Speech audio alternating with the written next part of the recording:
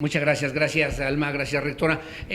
A propósito de lo que comentaba nuestro compañero Andrés Esteves, obra pública, obra en la universidad, pregunta es con presupuesto estatal, con presupuesto federal, obviamente entiendo que hay un componente importante. La otra es lo que significa justamente los 60 años de autonomía, que por cierto se realiza como nunca antes había ocurrido en la historia de la Universidad Autónoma de Querétaro, un sorteo en la Lotería Nacional para generar recursos, para generar procesos educativos.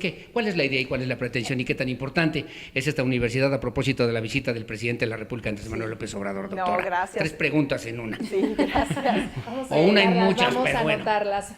Sí, desde luego. Hoy cerramos nuestros festejos del 60 aniversario de la autonomía, porque mañana empieza el aniversario 61, entonces justamente el día de hoy se llevará a cabo el sorteo de la Lotería Nacional. Es un homenaje en realidad, no implicará recursos para la universidad, pero nosotros agradecemos desde luego la deferencia y que hayan volteado a ver a la universidad y nos hagan este homenaje de la autonomía universitaria, sobre todo porque el tema es la autonomía universitaria, ¿no? Lo que comentábamos hace un momento, un tema que ha sido muy complejo y que estoy segura que llegaremos a buenos términos, pero hay que construir el camino. Entonces, bueno, pues hoy es el sorteo de la Lotería Nacional y nos dará mucho gusto que quede en Querétaro, obviamente, ¿no? Eso es lo primero. Claro. No, mañana mismo, el 5 de febrero es el aniversario de la autonomía universitaria.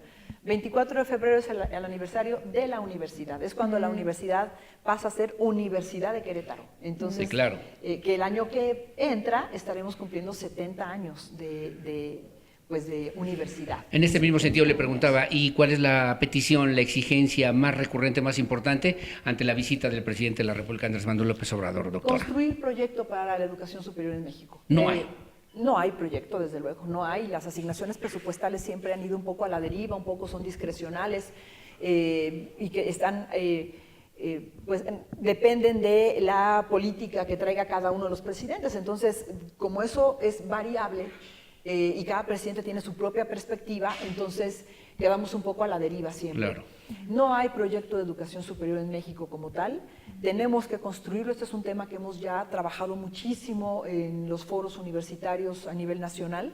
¿Y qué significa construir un proyecto de educación superior para nuestro país? Significa anclar, desde luego, la asignación de recursos a metas tanto académicas como financieras, de transparencia, de rendición de cuentas, que ha sido uno de los temas fuertes, y también a metas de responsabilidad social universitaria. ¿Qué hacemos las universidades hacia afuera que vayan de acuerdo a las políticas nacionales?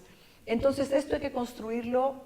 Actualmente se está discutiendo o se estará discutiendo ya, bueno, ya realmente se está discutiendo, pero entraremos a la fase final, la Ley General de Educación Superior, y ahí tendremos que ver plasmadas las bases de este proyecto de educación. Pero hoy no sabemos ni conocemos cuál sería el destino de las universidades públicas, por lo menos en nuestro país. No existe como tal un proyecto en ese sentido. Correcto.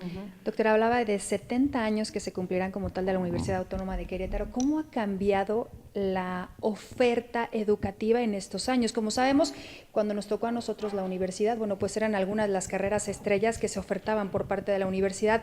¿Ha ido cambiando esto? Porque como sabemos, el mercado laboral ha sido muy cambiante y como tal la universidad se tiene que adaptar a estas nuevas formas y a estas nuevas necesidades, y mucho tiene que ver sobre la penetración industrial en nuestro país y en particular en Querétaro. ¿Cómo se ha adaptado la universidad para poder cumplir las necesidades del mercado laboral hoy en día? Sí, efectivamente, la universidad actualmente cuenta con 113 programas educativos de licenciatura, 119, 120 programas de posgrado, y desde hace ya algunos años toda la nueva oferta educativa es oferta innovadora. Muchos programas son únicos en el país, muchos de los programas que tiene la UAC son únicos en el país o únicos en la región. No estamos replicando ya programas educativos existentes, sabemos que hay programas muy taquilleros, por decirlo así. Pero nosotros lo que pensamos, lo que sabemos y lo que vemos es que los niños que están estudiando hoy preparatoria van a estar dentro de una carrera que posiblemente no existe en este momento, porque justamente el entorno, el contexto va cambiando a pasos agigantados y nos lleva a la necesidad de plantear nueva oferta educativa. ¿Cuáles son estas nuevas carreras que se han ofertado y que han sido un éxito en el mercado laboral hoy? Bueno, tenemos, por ejemplo, en nuestro campus Conca, una carrera nueva que inició, ahorita sale su primera generación este año, que se llama Producción Agropecuaria Sustentable y que justamente trata de la interdisciplina de la producción de alimentos, pero dentro del ámbito de la sustentabilidad, que estamos viendo justamente ahorita, que el cuidado del medio ambiente es crucial, es importantísimo. Tenemos carreras multimedia, por ejemplo, en la Facultad de Ingeniería, en la Facultad de Filosofía igualmente, incursionando también en carreras a distancia, en donde muchos de los jóvenes que actualmente no pueden ir a un campus universitario, pues podrán hacerlo. Entonces, pues, ¿en línea hablamos de...? En línea, sí. Okay, en línea. Sí, programas a distancia en general. Tenemos ofertados algunos y este año iniciaron 8 o 9 programas nuevos también, su transición a hacer programas a distancia.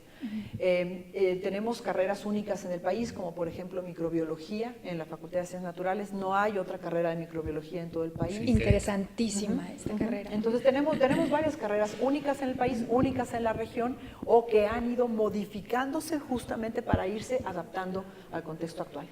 Ahí yo le quiero preguntar, doctora, justamente ante esta realidad de dos partidos políticos o una visión federal que encabeza el presidente de la República, Andrés Manuel López Obrador, y la otra a nivel local que encabeza el gobernador Pancho Domínguez Servín, la pregunta sería, ¿ha cumplido a un año de gobierno el presidente López Obrador con los temas, con las necesidades, con los proyectos objetivos de la universidad pública, específicamente en Querétaro? Y la otra, ¿ha cumplido Pancho Domínguez realmente con lo que se ha comprometido en la universidad o para la Universidad Autónoma de Querétaro? Ok.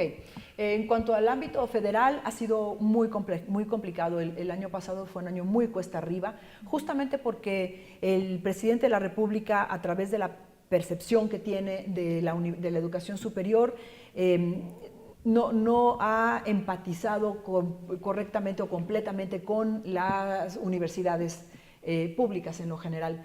Pero lo que yo sí debo decir es que en las 2 ocasiones que nos ha tocado pues gestionar el recurso federal, tanto 2018 como el 2019, hemos partido de menos a más, es decir, se han hecho propuestas recortadas para las universidades públicas, autónomas en particular, y después de la gestión con la legislatura federal hemos logrado siempre una respuesta positiva, es decir, el presidente es sensible. El tema que creo aquí es que falta realmente bajar toda la información y mostrar todo el potencial que las universidades tenemos y que posiblemente el presidente no ve en su contexto. Creo que es cuestión de trabajo. ¿Qué puedo decir? Ha cumplido en términos, por ejemplo, presupuestales. Él se comprometió a otorgar al menos la inflación y en los 2 años que nos ha tocado hacer la gestión ha cumplido al menos con la inflación. Sí. Sin embargo, hay fondos federales que se encuentran en ceros, que son muy importantes, por ejemplo, el Fondo para Problemas Estructurales, que está en ceros. El año pasado no hubo, este año tampoco hay, y este tipo de cosas son las que nosotros tenemos que trabajar en conjunto con la SEP, con la NUYES, con la legislatura. Fondos para investigación también, ¿no? Sí, están reducidos. Sí, CONACYT ha sido un tema muy complicado, ciencia y tecnología. Finalmente estamos ahí atorados porque hay pocas convocatorias, tardías y pocos recursos. Claro. Tenemos que ir abriendo el camino y yo estoy segura que hay forma porque hay interlocutores valiosos. A nivel estatal tenemos una situación importante en términos del presupuesto, es decir, presupuestalmente se ha cumplido con el 10% para el 2018, para el 2019 y para el 2020, el 10% para el subsidio ordinario, se ha otorgado el 10% en obra y se han otorgado también recursos adicionales. Sin embargo, hay rubros en los que no se cumplió, que se comprometieron desde campaña y en este momento no se han cumplido y que es... ¿Cómo cuáles? Por ejemplo, el transporte gratuito para los estudiantes, tenemos ahí pendiente. Y en este sentido también algunas becas que se habían gestionado en su momento, que en este momento yo incluso me atrevo a decir que se pueden estar considerando dentro de los recursos adicionales que el gobierno del Estado ha estado otorgando. Pero lo que sí es cierto es que el recurso estatal ha ido aumentando paulatinamente en su contexto global, es decir, veníamos de un 70-30, 70% del subsidio total federal, 30% estatal, y ahorita estamos en un 65-35, y la idea, lo que le presentamos al gobernador es un plan de aumento paulatino para que al 2024 lleguemos al peso a peso. Ese es el tema, porque llegando al peso a peso la universidad tendrá una perspectiva diferente. Sin duda alguna. Hay un tema que me parece muy importante y que tiene que ver con una realidad que no podemos negar. La violencia de género, que también hemos sabido y conocido en los últimos días, semanas, lamentablemente, en la Universidad Autónoma de Querétaro. ¿Cuál es el llamado que hace la rectora, la doctora Tere García Gasca, para, primero, evitar este tipo de situaciones, sancionarlo y también denunciarlo en su momento, doctora? Y prevenirlo, yo diría, Así también es. de forma muy importante. La violencia de género es una situación lamentable que no sufre solamente nuestra sociedad, sino en realidad todo el mundo, se vive a nivel mundial, no solamente de ahorita, ni del siglo XXI o XX, sino históricamente. Sí. Han ido cambiando las cosas, desde luego se han ido dando pasos en favor de la equidad de género que no han sido suficientes. En los últimos años se ha visibilizado mucho más el tema de la violencia de género porque muchas mujeres valientes han salido a denunciar. Y en ese sentido la universidad no es la excepción. En la universidad tenemos que reconocer que existe violencia de género, que en muchos casos es parte de la normalización de la educación que traemos desde casa por la cultura que tenemos, en donde a los niños se les enseña a ser fuertes y no llorar, y a las niñas se les enseña a ser serviles y sumisas. Y entonces esto genera, desde luego, estereotipos que te llevan toda la vida. Sacar eso de raíz es muy difícil. Se tiene que ir dando un cambio social creciente. En la universidad iniciaron varios movimientos a través de diferentes colectivas, fuertemente a partir del 2018, por lo menos de lo que yo tengo constancia. Seguramente que antes había algunas situaciones, pero no eran tan visibles.